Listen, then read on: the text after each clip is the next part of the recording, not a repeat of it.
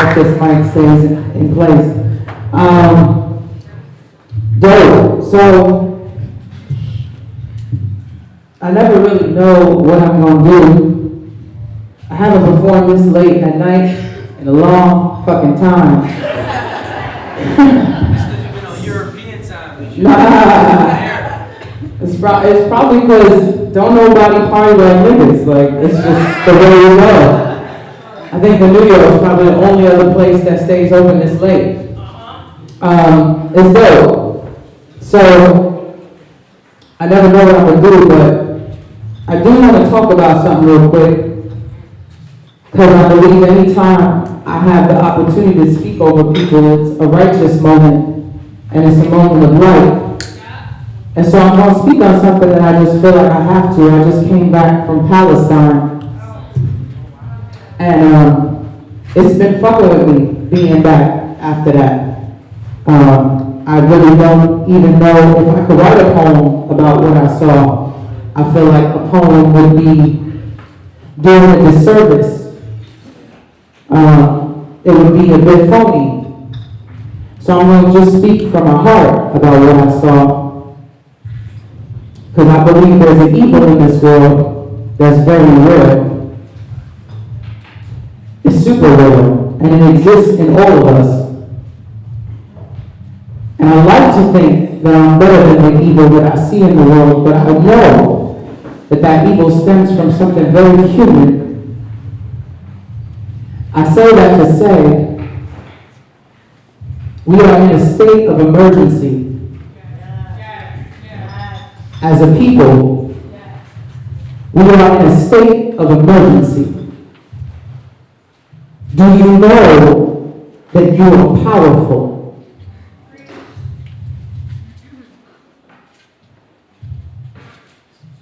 I'm asking a very serious question at this moment.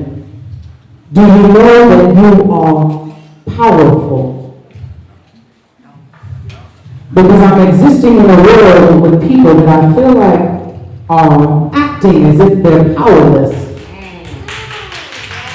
I'm living in a world, I'm walking in a world of people that are acting as if they have no control over what happens in the world every day, as if they have no control over who rules over them, over who leads and instructs and guides the decisions that we make. Do you know that you are powerful? I need to ask this question because maybe it will start to raise for you some necessary thoughts about the actions you take once you leave this room. If you know your power, you cease the need to be governed. Do you know what that means? If you know your power, you cease the need to be controlled. I'm looking towards a society, I'm envisioning a society where we are so empathic. Let's talk about anarchy for a second. Anarchy. Anarchy is not chaos. It's not the end of the world. Anarchy is hyper-empathy. What does hyper-empathy mean? It means that to hurt you is to hurt me. Right? And so if I am governed, this is what poets have the capacity to do. They have the capacity to reach your cultural senses and get you to feel. Some people manipulate this power. They do not know the control of this power. They like to feel the ego of this power. But the true power of hyper-empathy is to understand that we have an effect on each other. That emotion is what governs all of our decisions. So, hyper-empathy, it means that to hurt you is to hurt me. And if we live in a world that is aware of our hurting, why would we need to be governed? To have a government is an insult to humanity. Do you understand what I'm saying? A government implies that I am not capable of caring about my fellow human being, that I need somebody to tell me how to be kind, how to love, how to hold someone, how to be considerate, how to care. A government implies that I need someone to tell me not to murder my brother and sister. A government implies that I need to be controlled. Do you understand that we don't need a government? There are societies that exist in this world without a government. They work very fine.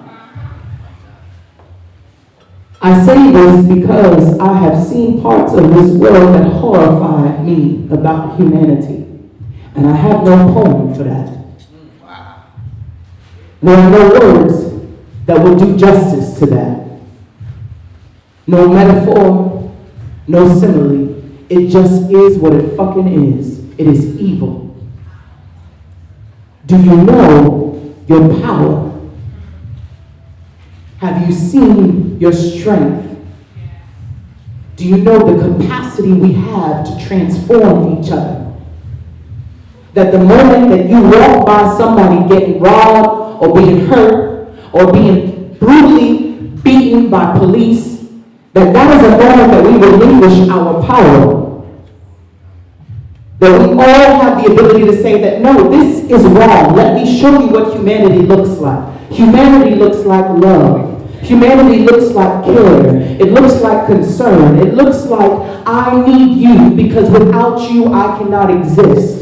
And therefore, if I hurt, you hurt. And we need to heal. We have so much healing to do because all we keep fucking talking about is the hurt. And I've been hurt. I got a lot of poems right here about hurt. I can tell you something about hurt. Hurt just stays with you for a while. It don't leave. It will follow you. It will burden you. It will hang over your shoulders till you cannot say anything anymore except I hurt. I hurt and so I need to love. I hurt, so please love me. Love me so I cannot hurt anymore. And yet I will hurt because I'm seeking to be loved. We are living in a world of hurt people seeking to be loved. We are not broken. We are poor in spirit. We are lacking the understanding of our power. Do you understand what I mean? We could jam to hot nigga all night. We could do the two-step. That does not exempt us from also being accountable towards each other. As lovers and seekers and healers, as visionaries. You don't have to be Martin Luther King to make a difference, right? And even Martin Luther King was held accountable to some of his own flaws. You see, we live in a world of flawed people. So my job as a poet is not to judge the flaw, but to expose the flaw so that we can mend and heal it. Do you understand? Because if we're not weary, if we're not careful, we'll spend so much time judging each other we never heal anything. And nothing mends. And we live in a cycle of depression and oppression and occupation and stolen land and rape and pillaging and slavery. I have to say, you're powerful. And what you do in this world every day matters. Where you shop, where you eat, how you love, how you listen, how you walk, how you buy. All these things have influence. What you post on Twitter, what you post on Instagram, what you speak in somebody's ear about somebody, what you talk behind somebody's back, what you say to their face, it all holds weight. Do you know that there's a spirit behind every action? That evil is not a group you join, it's a being you become by the actions you take. That Illuminati is not some high horse sitting in some weird infrastructure. No, it is actions you take. It is the way that you treat people, especially when no one's looking. With that being said, I'm going to read some poems that I actually wrote for the occasion of reading. The first few poems I want to read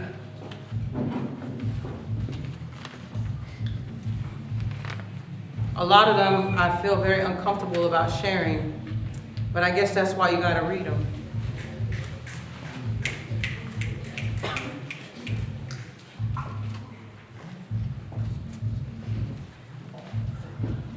I write hurt really well.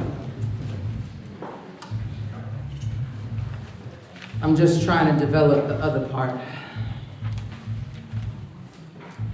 This is called The Emerging Woman After Aborting a Girl.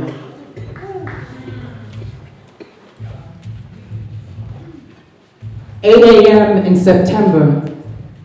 My daughter chose to show up at my doorstep unannounced. Had the nerve to come talk to me about being a mother when I wasn't ready for no giving up my life to mother no ungrateful child.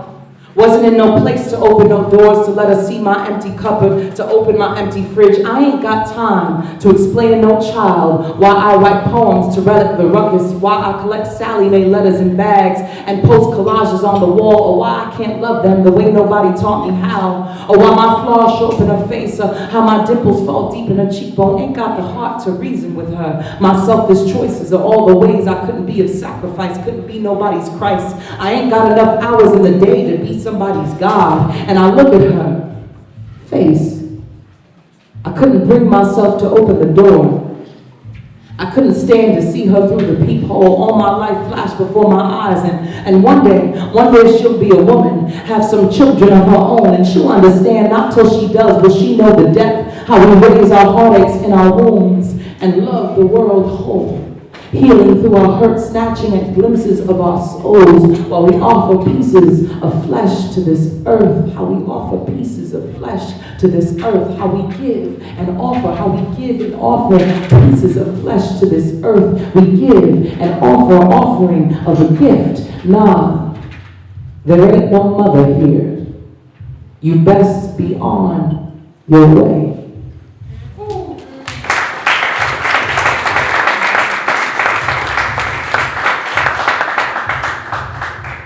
So one of the hardest poems I wrote this summer. I'm still kind of terrified about reading it. I spoke to my mother today for the first time in 2 years. And it was pretty intense. I guess you could say so. I don't think any woman lives their life ever not wanting the love of their mother. I was asked to write this piece at a workshop. I was really like, fuck this professor, because you on some bullshit. Trying to get me talking about stuff I don't want to talk about. But I did, and it's called Birthmark. When I think I am not my mother's child, my mouth betrays me. I carry her fuck you flung at my face, a knuckle in my cheekbone, I spit out fingers. She gave me a crescent scar, swung a wire hanger across. I should have had an abortion your low-life father wanted, drags me by the ragdoll heart each time. Passes a palm down her stomach, lifts her shirt above the waist, yells, look at me, look at the damage. I came into this world, a stain, a stone, a C-section, the soft terror fleshed out of her body. I could have stayed in there forever, stretched her skin into translucence, my window seat to pastoral weeping. I left her underbelly glistening, the welt of a wound worn, withdrawn, shrinking into. I watched her smear cocoa butter above her hips, hands pulsing of vines along the grove of strias, tending the umber lightning bolts in the rhythm of pouring of my being here. I am the sort of animal that needs to be held, ruins the hold, tears the body apart, limb by limb. Satin strands of skin ripped open, suffer, shame, sacrifice hum in the head as if heirloom or honor or hurt. A vexed tongue can be a pistol. A loaded barrel of insults can be ears bleeding, a testimony of regret, unborn's you, ungrateful piece of. When they were two bodies laid together, heaving of each other's breath, did my parents pause to make me? I want to hunt down the second just before and live in the I love you of the quiver. Was it rapture or mere spasm? Did they pray? Did they exhale? Did they say amen?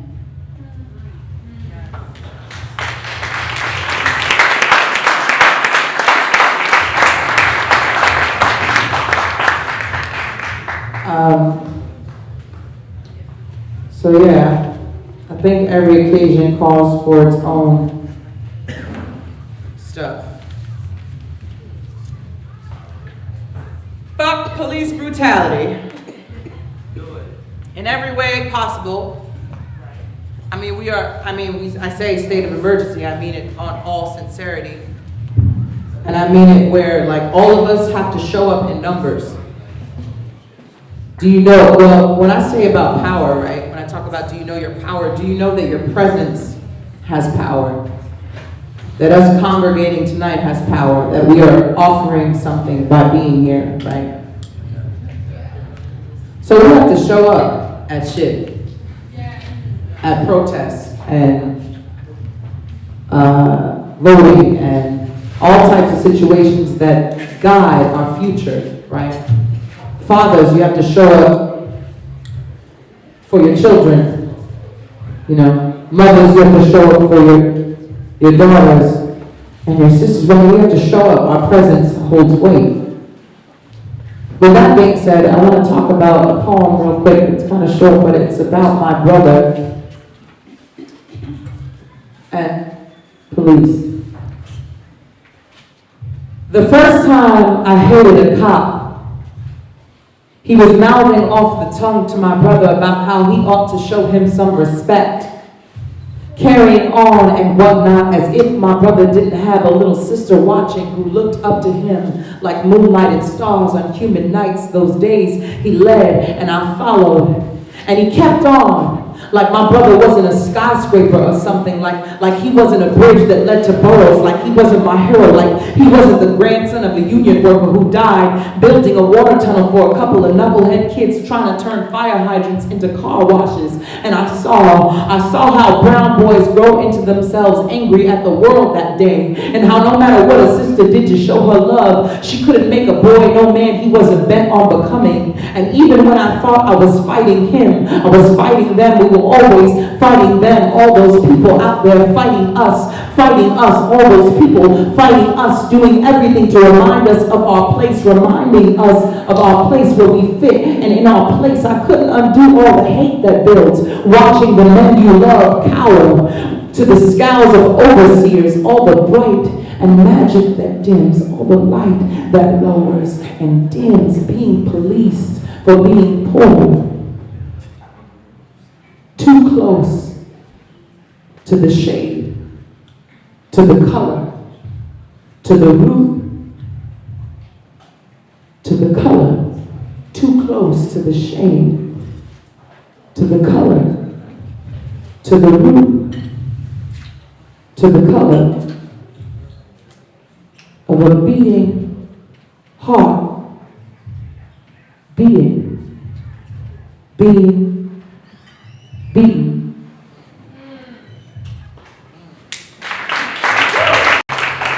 I'm not gonna go too crazy with y'all because I know it's hella late. Mad fucking late. Party on Friday. We're going up on a Friday. Thank you for staying this long for poetry. I think it's a beautiful thing. No matter where I go in the world, it's pretty amazing to see that New York City is always the pioneer of poetry. So I'm gonna do maybe, I'll do a love poem, I don't know. I'm all fucked up on love right now, but it's like,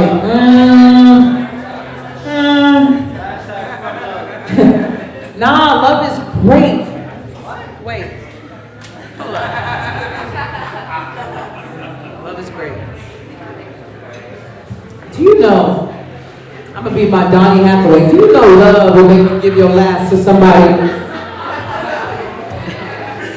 Love will make you do some shit you ain't never done to nobody wrong. Have y'all heard that song? Love. Right, okay, all right. Y'all know about Donnie, all right.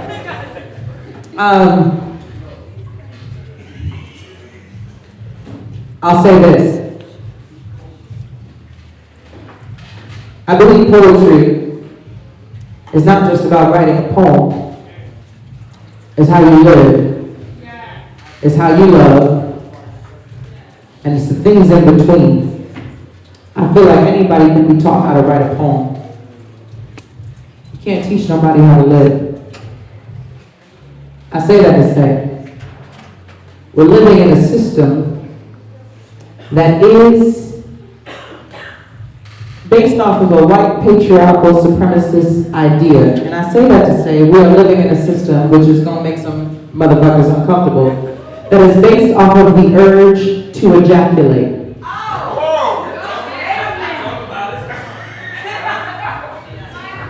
That's what we're living in right now. Yep, I said it. Can we say it again? We're living in a system based off of the urge to ejaculate. Hashtag urge to ejaculate.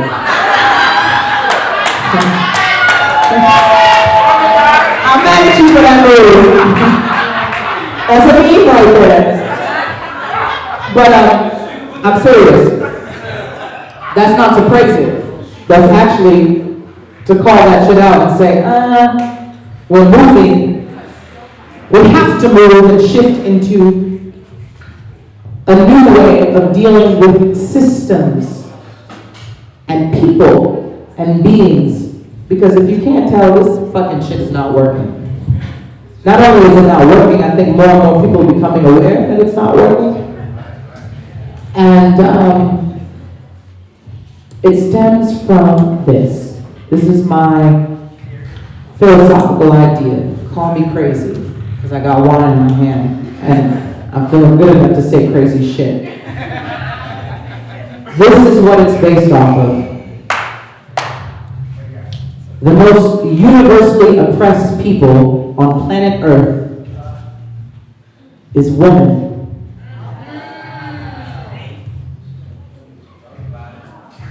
No matter where you go on planet Earth, no matter what country, no matter what language, no matter what culture or religion or creed or race, woman is the most oppressed person on planet Earth. Why are we in a state of warfare? I wonder. What's the most consistent fucking thing going on in the world? Women are not being loved.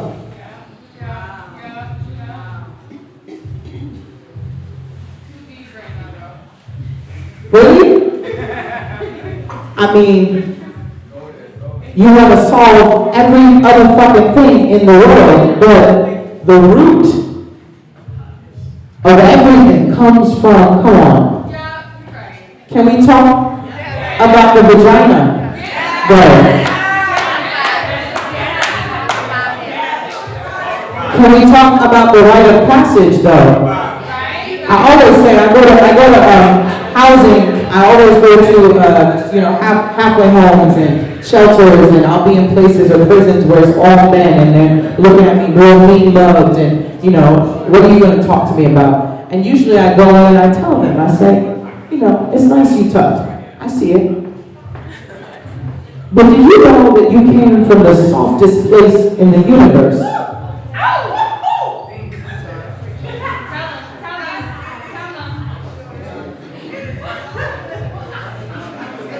You are so soft. No matter how hard you think you are so soft. You came from the softest place in the universe. Do you know that that is heaven? And by the end, all the niggas been looking at each other like, nigga, you saw. It's great.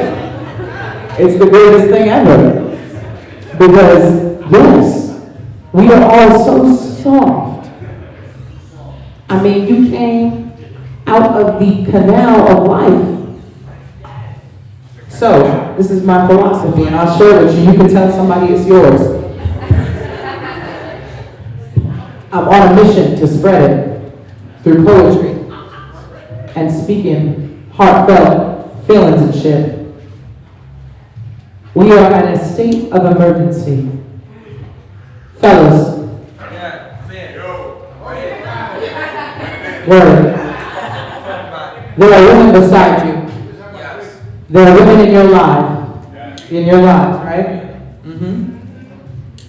It is your obligation to create a society that allows for liberated women. You want to see resistance? You want to see revolution? Free a woman.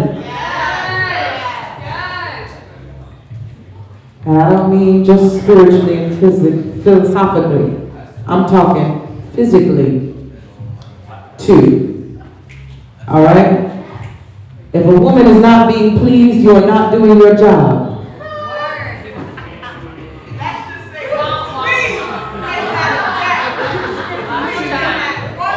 Y'all see me, I would look you in the eye. I ain't got no problem. Okay? If a woman is not being pleased, you are not doing your job. The liberation of women is the most important one, because it is where all of civilization starts. And so you can try to heal the symptoms of society, the racism, the classism, the patriarchy, all that shit. But it stems from the fundamental fact that when you are born in a prison. Do you understand? You can't be free because the woman who is birthing you is not free. How do you expect to be free? If the woman who is birthing you is the lowest of low in society, how can you ever expect to be free as a man? I don't care how big your chest is. I don't care how big your muscles are. I don't care how much money is in your bank account. If a woman is not free, you are not free. And if there is any woman in this society that is not free, we all are enslaved to this society. I have a microphone. I'm going to speak. Because anytime I put before a microphone, I know that it is not going to fall on deaf ears. Some people take this for granted. So I'm going to say to you tonight, when you leave here, you have some work to do. And the women too, we have some real self-love to do. I want every woman in here Before you leave, you ought to go up to one other woman who you do not know and compliment her before you leave. Okay? That's my one request. Because the only way we're going to get free is together. Okay? And this system benefits off of the fact that we're not together. I'm going to do a poem called You Make Holy War.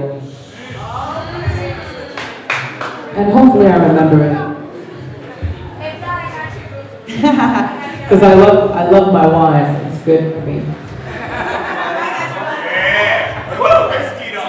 That whiskey's good too. I had one just before, just to kind of settle the mood, get me a little warmer.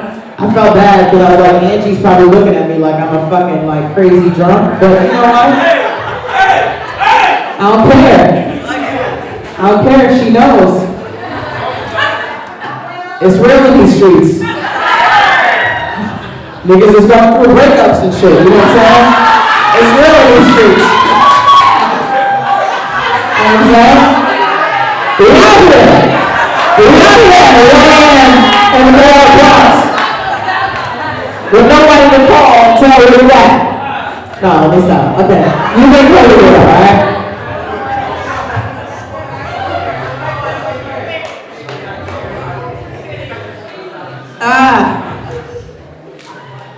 You who are beautiful are always thinking.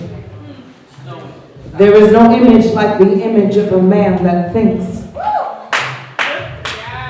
The inside of my right thigh will be where he writes his autobiography.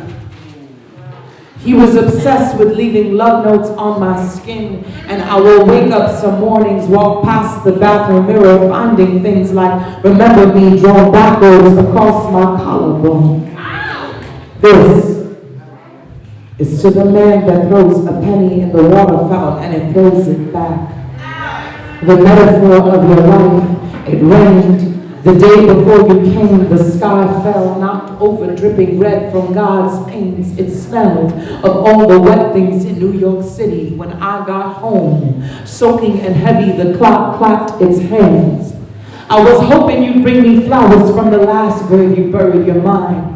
I was hoping you'd at least remember to kiss me first. You simply smiled and shook your head so that your hair, silly and waving, rambled over your forehead like surrendering flags. You make my blood self-conscious. I can't look at you without a little girl drowning in me, without a self-righteous woman running naked down my spine, a dove flapping its wings against the walls of my stomach. I can't look at you without tripping over my eyelids. You hold the world in those eyes of yours.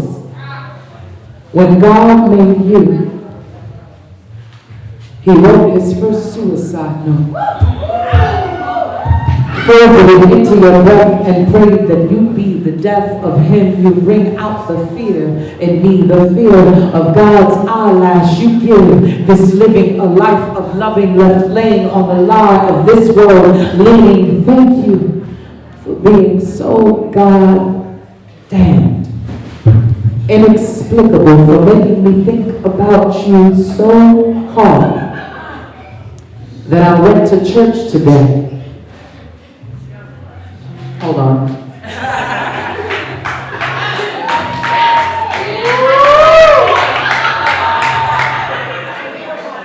And left 2 pills of Advil for God at the altar.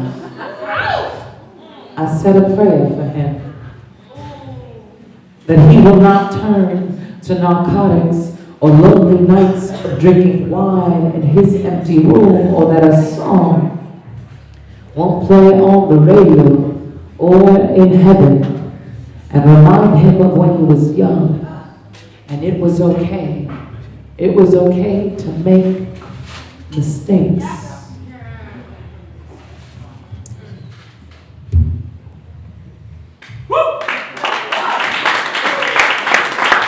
So, I want to thank you all. I have some poetry books in the back.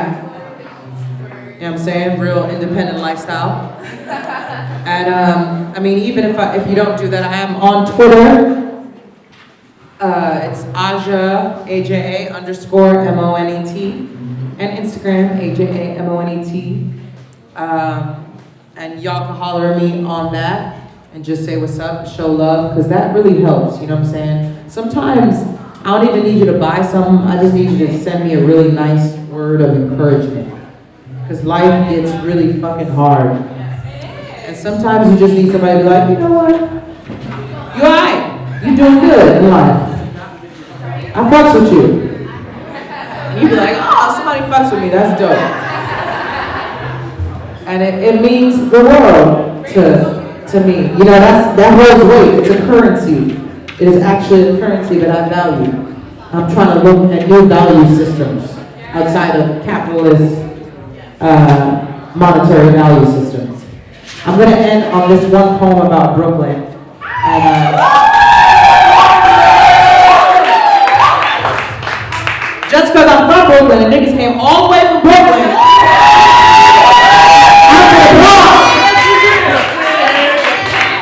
So Wordat4F, y'all better know that I love y'all because I was looking at the 6 train and I saw how many stops. I was counting. I was like, this shit is crazy. I ain't been up this far in the Bronx since I was a kid, you know what I'm saying? You know, since my dad was in that program, I was like, it's been a while, it's been a minute. So, we'll figure out how I'm getting home, but this poem is for Brooklyn, and hopefully I got this, all right?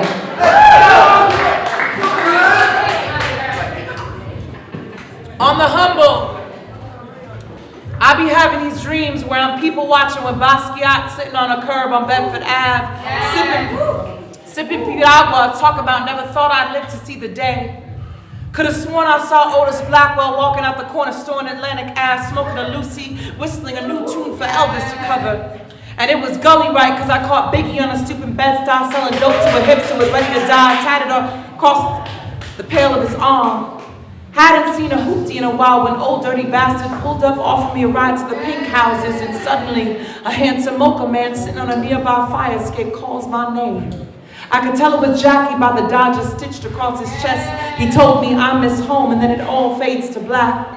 When I woke, the blue moon was sprawling out of its hiding place, limbs hanging over the shoulders of night after lovers had abandoned their bodies, laughing in the corners of each other. I was a Fulton lamppost staring at the sky's cheekbone shy of stardust through the blinds of J-train tracks.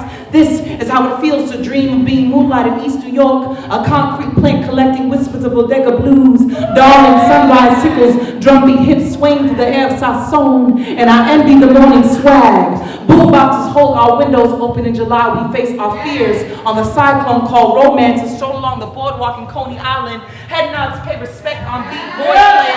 Boys playing Scully in the street. We used to buy our kicks in City Line and roll a blunt for our fallen soldiers and spark a generation in love with spray cans and naked tenement buildings. Graffiti the spirits of hustlers with bubble letters. Mr. Softy Summers meant stealing Abuela Santo offerings. Stealing Abuela Santa offerings for Tweety Bird on a popsicle stick, playing hopscotch on the broken sidewalk, eavesdropping on front stoop gossip, hair braiding, fingers dancing between strands of air. Brothers get caught in gangs, get caught in barbershops, get caught in street corners, get caught, thrown against the hood of cop cars, seen one too many handcuffs on the wrists of brown skin. We dock slave ships in our shores daily. No Rikers Island like a country home. I'm convinced that my father conceived me in Kings County arraignments while daydreaming of freedom. I owe my life, y'all. To the woman who stopped my mother on the B-56 on her way to the abortion clinic and told her, "You have a poet coming."